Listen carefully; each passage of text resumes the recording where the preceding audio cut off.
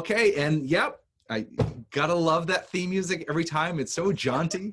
It makes me happy. It makes me happy too. So, little known fact, the name of that theme music is called Jazz in Paris. So it just that's the name of it. Totally. Wow, it's like a typical Friday night. So, but could you imagine actually being able to be in Paris now or going on vacation? That's just a thing of the Oh my past. goodness So that theme gracious. music is the closest that we will come to being on a vacation. But we'd like to thank you for joining us. We are two cantors that would like to walk into a bar but are unable at the moment. But that does not stop us from enjoying. Cheers. Here, take l'chaim. There you go, l'chaim. So. Oh, I am not. Hold on a second. Oh, who are I am you? Cantor Matt Axelrod from Scotch Plains, New Jersey, and I am here with the luminescent. Yeah, I'm sweating a little bit. Yeah. A little. Okay. So who are you? We know who you are. It says it in your Zoom box. I am Cantor Penny Myers from Temple Beth Zion in gorgeous blue sky, Buffalo, New York. So there you have it. Buffalo. You know, Buffalo has just never looked so good as in a Zoom box. You're right. After this, for sure. Oh, listen, we need a lot more of this. So, Penny, how's isolation treating you?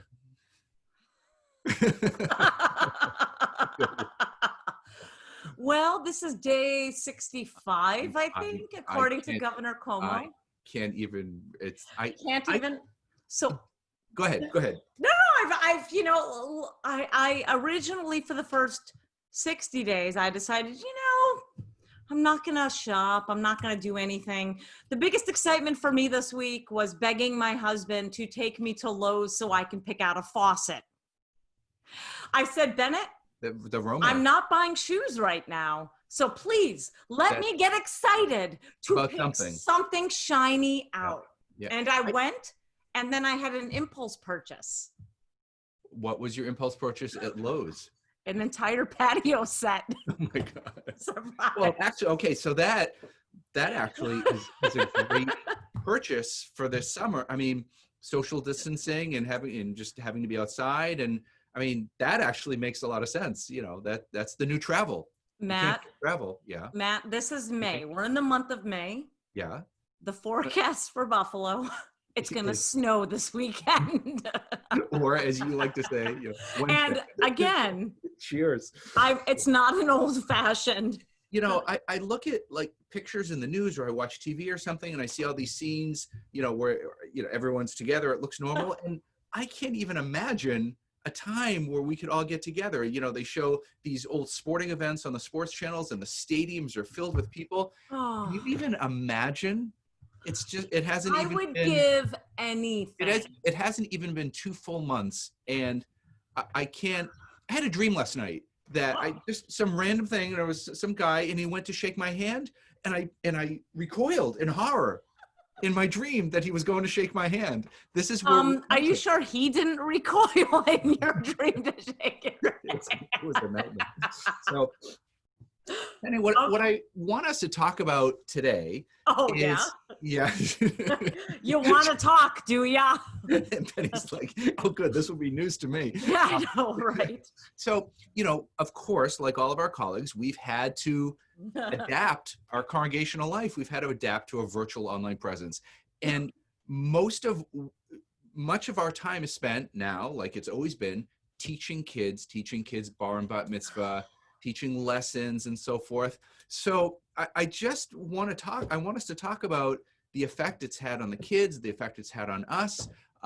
And, is there a difference in the education that they're getting and what's the final product? So are you giving all your lessons on Zoom right now? I am. And so our B'nai Mitzvah program here in Buffalo, this may surprise you. A lot of our families don't want to celebrate their child's bar bat mitzvah in the winter. It's gorgeous here in the winter. It doesn't surprise me at all. I mean, it's hard for people to get in. Yeah, absolutely. And flights get canceled and things get crazy. So we've had to postpone a lot of our B'nai Mitzvah kids, but we've postponed until the summer.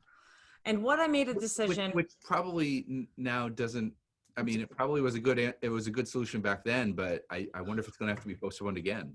So what we've done is, in March, when we saw that the governor of New York State, Governor Andrew Cuomo, was eliminating non-essential workforces. I mean, synagogues certainly and churches are essential, and mosques. Any religious institution is essential. However, recognizing that a lot of our congregants come in and out, so I sent out an email to our families indicating that whether it was their postponed bar or bat mitzvah date or their naturally scheduled occurring date, it was all going to be held on Zoom.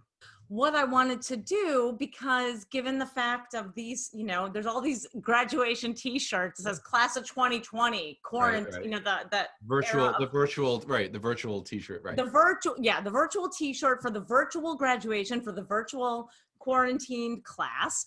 I wanted to do something special for these kids and their families because they're not. It's not no fault of their own, no fault of anybody. I mean, a ton of kids, whether it's bar bat mitzvah kids, high school graduation, college graduation. Right. I mean, everybody's affected. Time has something that they're suffering a loss, that they're mourning something. And it's just, it's not fair. They just get the short end of the stick. Right. And so what I did, I wanted, maybe this is my mama bear instinct or my cantor bear instinct of wanting all of our children and all of our B'nai Mitzvah candidates to have something special.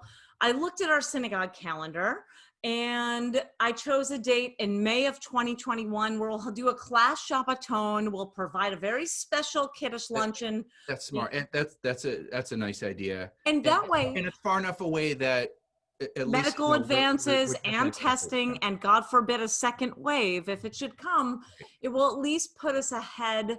It gives us enough flexibility and latitude that we can celebrate these kids properly. I've already contacted a party planner. I want to do something special, given their congregational gifts and their certificate. All right, I'll shut up now.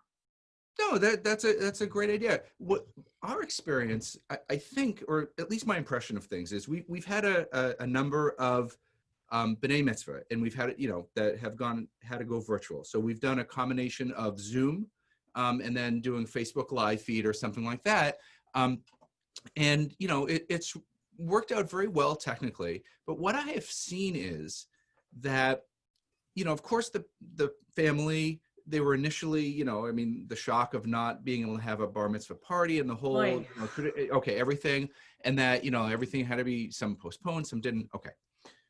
When we actually have the service, it flows so nicely and we make it so special that what we've done is we've pared down the entire bar and bat mitzvah experience to just what I say is what it really should be. It's just a service. It's actually much more intimate because these people are actually in the privacy of their home and they're Zooming from home, and then there are other Zoom boxes and they're really feeling, that feeling of intimacy and just getting down to basics. Right. And when it's all over, they are thrilled with what's happened with, the result. It's been so You nice. had your first bar bat mitzvah. Was it bat mitzvah last week, 2 weeks ago? It was 2 or 3 weeks ago. Something like that. Tell me, I will say, I want to ask you a little bit more about this because I haven't been there yet with any of our kids. But, I gotta say, I miss that sense of being, that the palpable and palatable energy that you feel when a student becomes bar bat mitzvah, sharing the bima with them, opening up the scroll with them, placing your hand on his or her shoulder. This is what I do, calling them up in front of our we still get to do all the calling up, and we still do that on on Zoom. Of course, it's going to depend on the individual kid and their personality, and when we're in person, sometimes there's a little more guidance or whatever, and we really have to do like a workaround. as far as, that we're not in the same place. Right. But on the other hand, when the kid is doing their thing, and it's really fun to see, because each family creates their own little sanctuary, their own little bima on Zoom, their own little Zoom room, and they do a great job. They have a nice background, and they have like a table set up nicely, and the challah and the kid. It's adorable, and the kids doing it, and often the parents are there in frame with them. So it is not the same as being in the synagogue. It's different, but it's also, there are benefits that they don't get here that they get there. It's a whole different experience. And I have found the number of bar mitzvahs that we've done so far to be extremely meaningful this way. And Really? it's I just like leave the whole service and say, wow, that was really what it was all about. And I think the families have been feeling that way too. We talked about it last podcast, that when it's all over, when we go back to whatever is normal, some stuff we're going to take with us. And I think we're seeing things in a new perspective. And I wonder if families are seeing it in a new perspective too. If they're, there's no, right now, there's no party, there's no big grand celebration, there's no pageantry. So all the focus is back on the ritual. Right. It's down to the basics. And surprisingly, I think the families are getting it. Now, they'll do a celebration when they can, they will, but when it's actually separated from the actual service, then it will feel different. So what becomes old? What is old becomes new again, and the new becomes kadosh, right? Well, yeah. This has gotten way too serious for our podcast. I think it's time for a drink. Okay, here's to the new normal. Oh, I hate that. Here is, yes, to the future. L'chaim tov neshama kol yeshamayim. L'chaim. Oh. So, I get very... Well, I was going to ask, how do you find it like to teach the kids on Zoom? I mean, I have some very specific... Yeah, I mean... Do you want to know why it's hard? Let me explain why it's hard. And you know this. Why tell our listenership? I know why I have problems teaching. I'm going to tell you why it's hard, because there's... When you have different students with different learning abilities and different strengths, doing it via just a camera and sound and the limited capability of screen sharing only provides you with very little narrow scope of pedagogy, which means that when I have students with auditory... I know what pedagogy means. Well, I'm saying it for everybody. I know you know.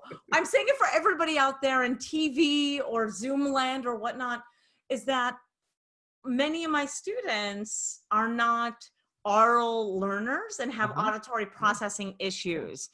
And what would normally be a very nuanced, very subtle visual or physical cue of me grabbing a highlighter from my desk and marking up their book, or doing a kinesthetic learning, you lose all those cues. And I read some article, I think it was in the New York Times, about in general, that all of us who are doing all of our Zoom meetings, conversations, socializing, it's exhausting. Dating. A lot of people are doing, dating. That I'm so glad I'm not there. Oh my God. There's a whole layer of social interaction that is missing from Zoom, because there's like that slight delay. Yeah. There's a quarter second, whatever delay that you lose the ability to mirror. Right. And to react. Sometimes, when you go in for conversation, it's happened to us on our podcast. It's like we go to say something and the other person already says something, you don't want to interrupt. And then there's that. And all that is played out in B'nai Mitzvah lessons. Oh my gosh. First of all, it's impossible to sing in unison. The technology doesn't allow it. So right. That's a huge part of it. And I've noticed that when I've corrected students, when they've been like in mid-sentence, mid-pasuk, mid-verse of Torah, or if they're, reciting a prayer that I've taught them, I know it may surprise you, Matt, but I am... All right, go ahead, lay it on me. I am rather informal when I teach B'nai Mitzvah kids, because I think that the Torah... I'm not seeing it. Scary is scary enough that I just, want to remind them this is not life or death. It's just Torah, and Okay, fine.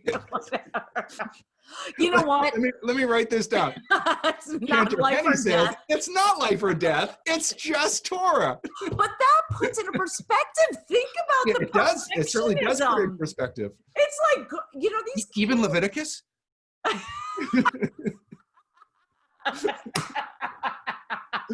Go ahead. Oh my God, I hate that You know, book of if I can Torah. find Oh my one, God, I hate if that. I can find That's one almost line as in every bad as podcast.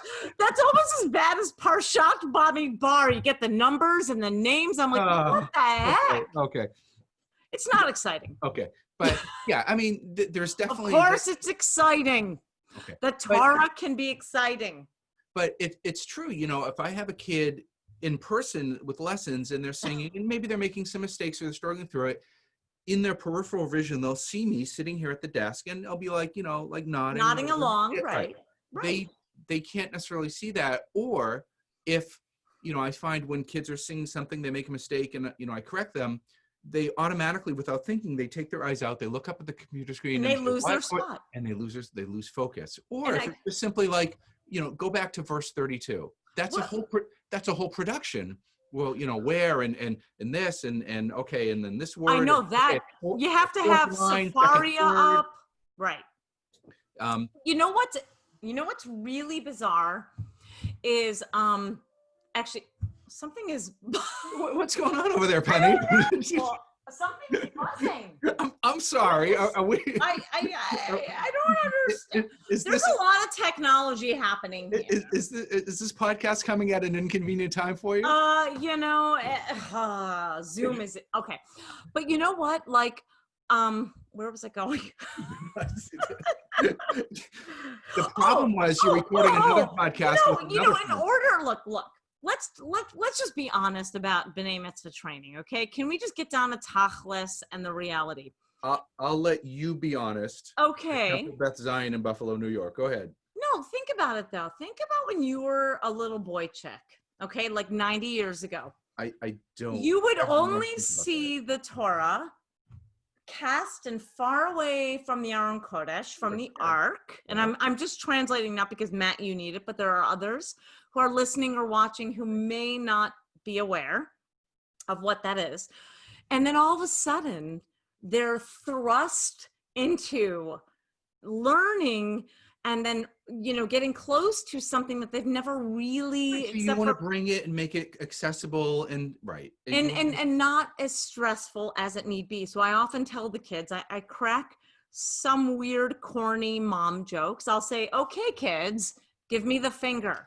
And they all kind of look at me. The yad.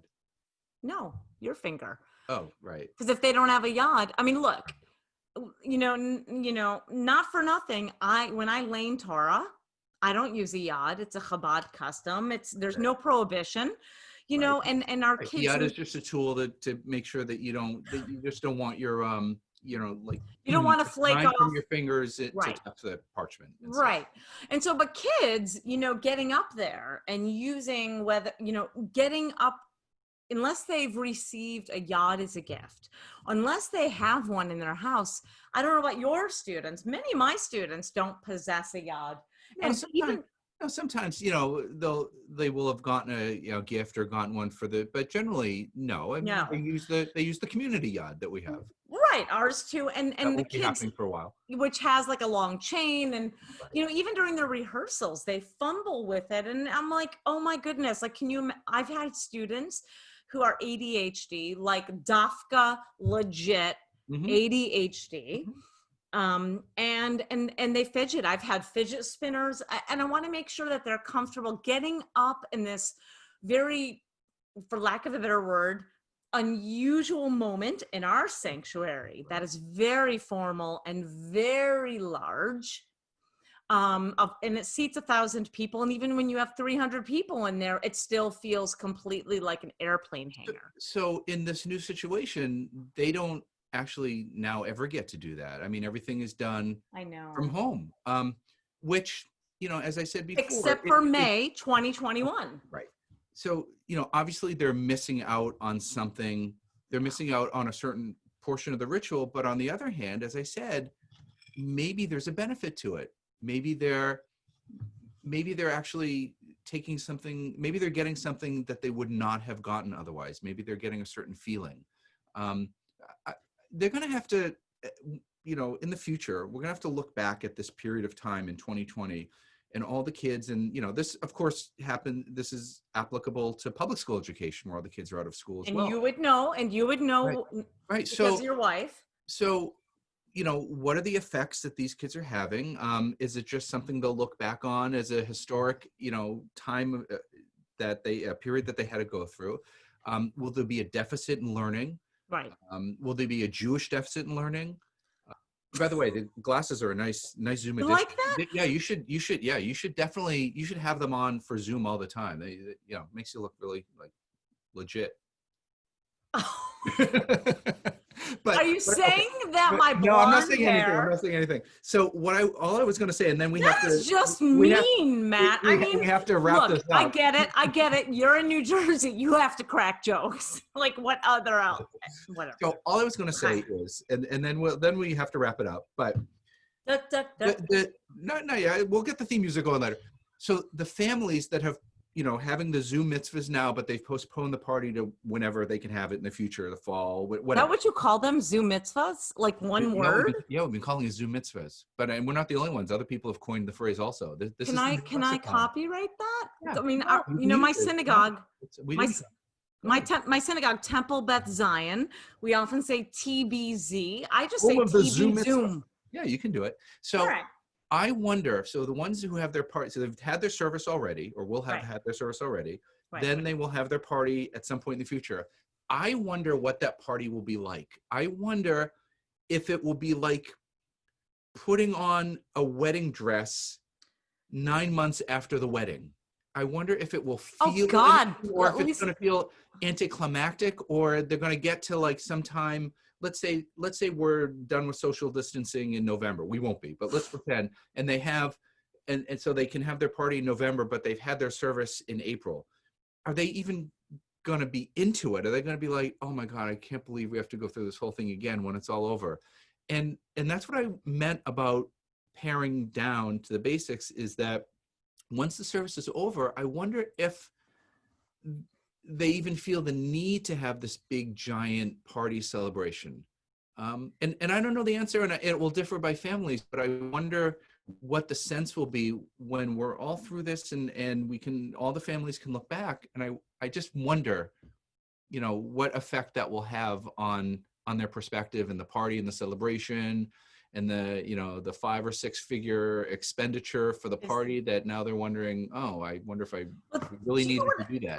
I don't know about you, but I often tell our families, like there's a funny movie. Oh my God, Keeping Up with the Steins. Yeah, sure. We name it's a movie, right? Yeah. And I don't think it's appropriate necessarily for 12 and 13-year-olds to see, but for parents, for sure. And I often say to our families when they receive their dates in, grade 5, 5th grade, that's so Canadian of me, grade 5, and the borders are closed. Why is it coming out, eh? Okay. It's Canadian thing. Okay. Yeah. Okay. So it's totally grade 5. You don't, That's great. Okay. Whatever. Okay. So the thing is, save a little something for the wedding. Yeah. And you have to do the mitzvah before the cantor goes to the bar. Right. But I would say the cantor, I just in this case, Honey, you did it again. That is the perfect segue. The cantors go to the bar. Here we are. And now it's time for the cantors to start leaving the bar. It's not yet. I can't wait for some future date where you and I can meet in person. Wait a second, Matt. Sitting in an actual bar, aggravating the bartender as usual. We're missing that whole thing. The bartender flashing us the dirty looks because we're making too much noise. But until that future date comes and then you're able to join us, of course, please do. And Penny, what do we always say? The drinks are on us.